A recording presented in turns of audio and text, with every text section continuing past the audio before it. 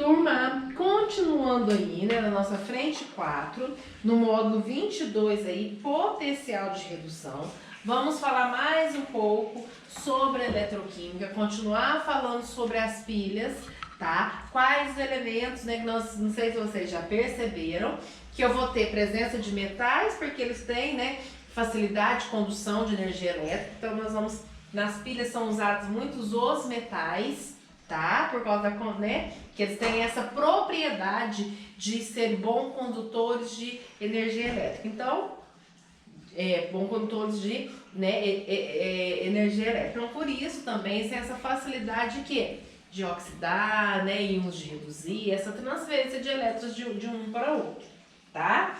Continuando aí, nós vamos falar sobre um tópico em eletroquímica que é muito importante, que é o que vai definir, né, qual metal que vai, né, oxidar e qual vai reduzir. Porque nós vimos, né, até agora, vocês viram lá em pilha, que vai ocorrer uma reação de oxidação, um metal ele vai ter a tendência de oxidar e o outro vai ter a tendência de reduzir, de sofrer redução, tá? Então, mas como que eu vou saber, né? Como que eles vão saber qual metal? Se eu colocar dois metais, montar uma pilha toda bonitona lá, e será que eu vou conseguir ocorrer transferência de elétrons de um para outro? Qual vai ser o elemento, o cátodo, né, o que vai sofrer redução? Qual vai ser o anodo que vai sofrer oxidação? Então, para isso que nós vamos estudar esse tópico aqui, que chamamos de potencial de redução. Tá? Então, vocês já vão entender, né, que redução nós vamos lembrar, então vai ser relacionada à parte de receber elétrons, tá? Então, vamos lá. Primeiro conceito, potencial de redução, ele mede a capacidade que o elemento, no caso das pilhas, os metais, vão ter de receber elétrons, ou seja, sofrer redução. Tá? Porque nós vimos na pilha, né, que um elemento, um metal, vai oxidar e o outro vai reduzir. Então, o potencial de redução vai medir qual é a capacidade daquele metal de sofrer redução.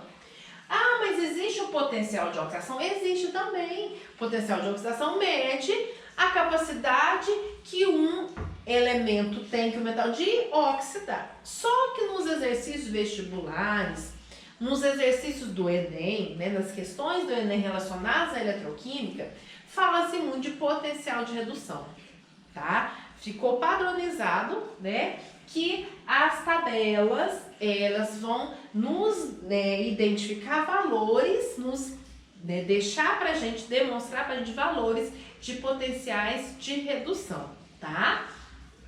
Então, vamos lá, né? Então, para ocorrer esse fluxo de elétrons de um elemento para outro, nós temos que medir, nós temos que ver, né, eles abreviaram essa palavrinha aqui, ó, DDP, que é diferença de potencial. Então, para uma substância reduzir a outra oxidar, elas têm que ter diferença de potenciais, né? Uma tem que ter um potencial de redução maior do que a outra. Porque aquele, vocês não concordam comigo, aquele tem maior potencial de redução, ou seja, maior facilidade de redução, vai obrigar o outro a sofrer a oxidação.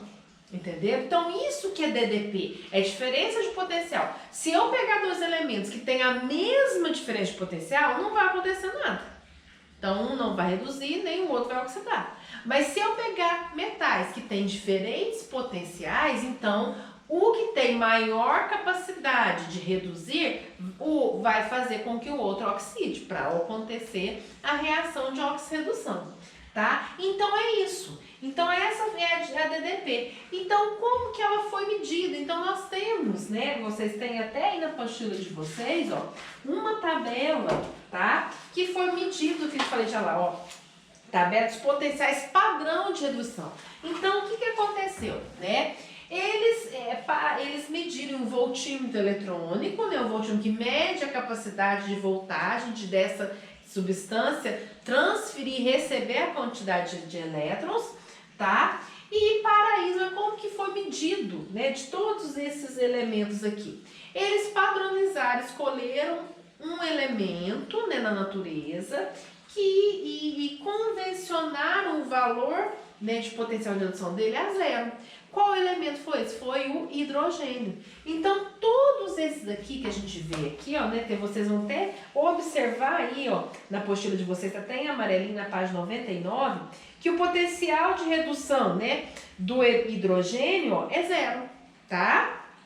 Eu quero que atentar para o fato aí de vocês observarem na tabela de vocês que os elétrons estão todo lado de quem? Dos reagentes. Lembra que a gente falou na aula passada que a representação da equação da redução, os elétrons vão estar nos reagentes, tá? Na oxidação, os elétrons vão estar nos produtos, tá? Então, a tabela, vocês vão ver que sempre os elétrons estão do lado dos reagentes, que é uma tabela de potencial de redução, tá? Mas voltando aqui, então o hidrogênio foi convencionado que era zero. Então, todo elemento, né, que eles vão colocar para reagir com o hidrogênio, seja na oxidação, seja na redução, aquele valor que aparecer lá no voltímetro ficou estabelecido para que é o potencial, né, a força, o potencial de redução daquele elemento. Então, igual tá aí na apostila de vocês, ó, olha lá, ó, medindo a capacidade de redução no caso do cobre, tá? Qual que foi?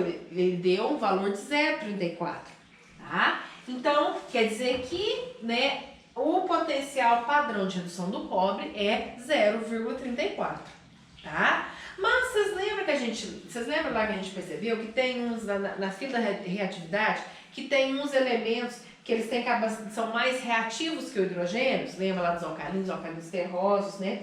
O alumínio, tá? O ferro. O que acontece? Então, se eles são mais reativos, significa que eles têm capacidade mais de oxidar, tá? E os elementos que passaram lá do hidrogênio, cobre, o ouro, a prata, são elementos novos, eles não têm capacidade de oxidar, eles têm maior facilidade em receber elétrons e reduzir. Então, né, então agora vamos raciocinar. Então, esses elementos que ficam depois do hidrogênio, que são menos reativos que ele, tem maior capacidade de reduzir. Então, por isso que observando aí, deixa eu ver se a minha tabela tá igual a de vocês, né? Observando a tabela de vocês, tá? Ela tá bem, aqui ó, aqui tá o zero. Observando a tabela de vocês, os elementos que têm potencial de redução positivos são os elementos que têm maior facilidade em ganhar elétrons. São elementos que não vão oxidar fácil, eles vão ganhar elétrons. Já os elementos que têm potencial de redução negativo, por quê? Porque eles têm maior facilidade em oxidar. Por isso que o potencial de redução dele tem um valor baixo, tem um valor negativo. Entenderam? Tá? Então, os elementos que vão ter, né, o potencial de redução positivo é que eles têm maior facilidade em receber elétrons. Os elementos que vão ter o potencial negativo é porque eles têm maior facilidade em oxidar, em perder elétrons, por isso que o seu valor negativo, tá? Então, essa tabela aqui, né, igual tem na IA de vocês, é uma tabela que todo vestibular, todo exercício que tiver, né, que conter atividades, né, questões a respeito de eletroquímica e potencial de redução, tá? Elas vão fornecer essa tabela, não precisa decorar de jeito nenhum, que essa tabela aqui foi uma tabela experimental, que deu, né, igual foi falado aqui, teve um voltímetro, né, passou lá, foi medindo a capacidade de redução ou de oxidação de cada elemento a partir do eletrodo padrão de hidrogênio, tá? Ah, mas como que eles medem, então, no caso de um elemento mais reativo que o hidrogênio, um elemento que oxida mais fácil o hidrogênio, igual acontece aí no zinco, tá? Então, eles veem pelo fluxo de elétron. Nós nos falamos que o anodo, né, no caso, o fluxo de elétron vai sempre do anodo para o catodo. Quando o elemento é menos reativo que o hidrogênio, ou seja, tem maior capacidade de redução. Da onde que vai sair os elétrons? Do anodo hidrogênio para o catodo, né? Não é no catodo que sofre redução? ele é mais reativo que o hidrogênio, ou seja, ele sofre oxidação mais fácil. Da onde que ele vai sair? Do anodo para o cátodo. Aí, nesse caso aqui, quem que é o anodo? O elemento mais reativo, que nesse caso aqui de vocês é o zinco. Então, ele vai sofrer oxidação. Então, os elementos vão passar de lá para cá. Então, aquele potencial de redução ele vai ter o valor negativo, tá? E o outro vai ter o valor positivo. Entenderam? Tá? Mas e aí? Se eu tiver dois metais com valores positivos, quem vai sofrer redução, quem vai sofrer oxidação? Porque quando eu tenho dois metais que tem os valores, um negativo e outro positivo, igual acontece aqui, ó, né? Vamos ver aqui, ó. Só um minutinho, olha de volta aqui, ó. Por exemplo, eu vou pegar o zinco, ferro, cobre e a prata. Vou fazer uma pilha entre zinco e cobre. Ah lá, o potencial de redução do cobre é 0,34. O do zinco é menos 0,76. Então dá para ver nitidamente. O cobre ele vai reduzir, né, porque ele tem maior potencial de redução, e o outro vai oxidar, porque tem menor potencial de redução, né? O potencial dele está até negativo. Mas se eu tiver dois positivos, quem vai reduzir, quem vai oxidar? Se os valores, isso é possível, eu consigo fazer uma pilha com dois valores positivos ou dois valores negativos? Sim, desde que os potenciais sejam, né, de valores diferentes, desde que eles tenham valores diferentes, eu consigo. O potencial de redução com maior valor é aquela substância que vai reduzir. A outra, então, vai oxidar, ela se vira e oxida, porque aquela lá que tem o maior potencial de redução, ela vai reduzir, o outro vai oxidar. Entenderam? Então, sempre eu vou ver pelo valor, tá? O que tiver, normalmente é potencial de redução, o maior valor, seja positivo, né, ou negativo, fica até mais fácil de verificar, vai ser o metal que vai reduzir. O outro vai ser o metal que vai oxidar. E aí, né, pra gente, como que eu vou calcular a DDP, a diferença de potencial de uma célula voltaica, tá? Que nós também podemos chamar de força eletromotriz da célula voltaica inteira. Então, eu vou ter uma substância que vai reduzir, uma substância oxidar, e qual vai ser a voltagem? Então, a gente normalmente, né, a gente representa essa DDP, essa força elétrica, né, final, por esse delta, tá? Delta é zero, tá? Nas pilhas galvânicas, que são reações espontâneas, ocorre espontaneamente um elemento, ele vai espontaneamente sofrer redução, o outro vai espontaneamente oxidar perante o outro. O que acontece? Esse valor sempre é maior que zero, tá? Porque são reações espontâneas, tá? Se você fazendo o cálculo der um valor menor que zero numa pilha, tá errado, porque não pode dar, você tem que rever o cálculo e ver o que aconteceu, tá? Porque na pilha, na célula voltaica, na célula galvânica, sempre esse ΔE vai dar o valor maior que zero, vai dar o valor positivo. Como que eu acho esse valor? Eu posso de três maneiras. Eu posso ver quem que vai ser o potencial de redução mais o potencial de oxidação do elemento. Ou eu posso pegar o potencial de redução maior menos o potencial de redução menor. Mas eu não quero inverter lá, que nós vamos falar daqui a pouquinho. Aí eu vou só pegar o maior menos o menor. Ou eu pego o potencial, já estabeleci quem é o cátodo, quem é o anodo, quem é o polo positivo, quem é o polo negativo. Às vezes até hoje eles vão me dar polo positivo e polo negativo. Então, eu vou pegar o do polo positivo, o cátodo, menos o polo negativo, que é o anodo. Tá? Então, eu já posso verificar dessas três maneiras aqui. Até na apostila de vocês tem como que eu acho a DDP de uma pilha, depois dela estar completa, ligada, né, os eletrodos, os elétrons fluindo do anodo para o cátodo, tudo certinho. Eu consigo achar, né, por cálculos matemáticos, essa DDP, tá? E aqui é muito interessante falar sobre isso, que a força eletromotriz, a DDP de uma pilha, é uma probabilidade intensiva, ou seja, aquele valor que está estabelecido lá na tabela, né, igual a gente fala assim, eu tenho do níquel aí, mais 2 elétrons, dando níquel tem um valor de menos 0,28.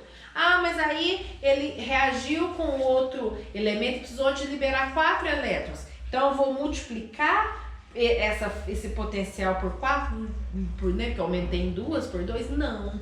É uma propriedade intensiva, ou seja, ela não vai depender da quantidade elétrica fluindo.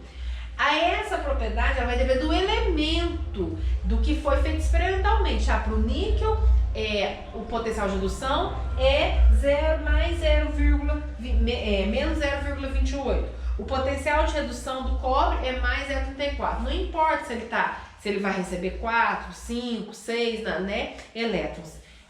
O potencial dele sempre vai ser aquele valor padronizado que foi feito experimentalmente. Não é igual acontece na lei de Hess, que se eu aumentar, né, pra gente fazer a somatória das reações, onde que eu vou cortar, eu tenho que às vezes aumentar a mol, né, aumentar a coeficiente estoquiométrica, aí eu multiplico lá no ΔH. Aqui não. Aqui eu não vou precisar de multiplicar, tá? Eu vou manter aquele potencial de cada metal, né, de cada elemento ali participante da reação dentro que ocorre numa célula galvânica, tá? Então vamos lá, né? Então olha lá, como que eu vou fazer uma pilha formada por esses dois elementos, cobre e zinco? Então como que vai ficar? Eu vou ver o zinco, o potencial de redução dele é negativo, então ele, né? E comparando com o cobre, o potencial é positivo. Então o cobre vai ser a substância que vai reduzir, porque tem maior potencial de redução em comparação com o zinco, que tem o menor potencial de redução. Então como que eu faço para achar essa DDP dessa pilha formada por cobre e zinco? Ou eu pego o maior menos o menor, então, mais 0,34 menos 0,76, que vai dar 1,1 volts, tá? A unidade medida, né, do ΔE é volts, tá? Ou eu posso também, né, transformar a minha equação ali. Então, eu já sei, pelo valor do potencial de redução. Eu sei que o cobre, né, eu já vi que ele é o maior, então ele vai reduzir. Então, como que eu vou continuar do mesmo jeito que está a equação dele? Porque a equação dele não está correta, não é ele que vai reduzir? Os elétrons estão do lado dos reagentes, certinho? Já o zinco, eu já estabeleci que ele vai